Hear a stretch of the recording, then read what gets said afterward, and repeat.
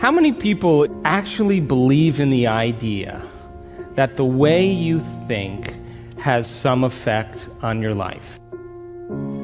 So how many people here actually woke up this morning and consciously created a future? You know, the biggest reason why people don't do it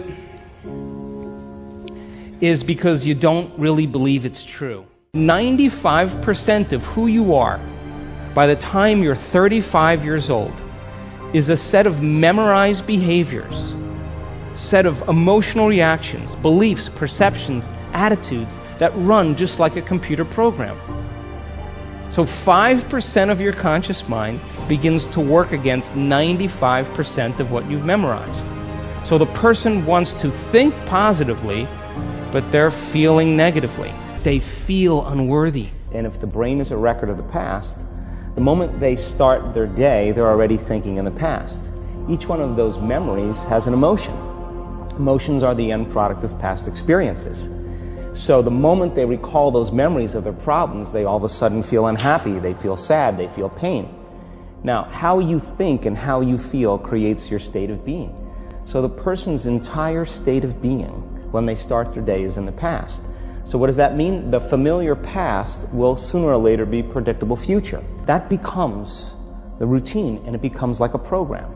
So now they've lost their free will to a program. The redundancy of that cycle becomes a subconscious program. So now 95% of who we are by the time we're 35 years old is a memorized set of behaviors, emotional reactions, unconscious habits, hardwired attitudes, beliefs, and perceptions that function like a computer program.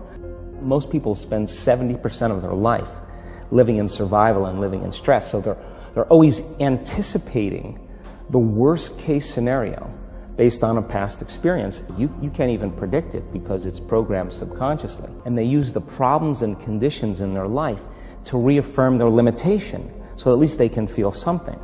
Well, every time they recall the event, they're producing the same chemistry in their brain and body as if the event is occurring, firing and wiring the same circuits and sending the same emotional signature to the body. So most people then, they're constantly reaffirming their emotional states. So when it comes time to give up that emotion, they can say, I really want to do it, but really the body is stronger than the mind because it's been conditioned that way.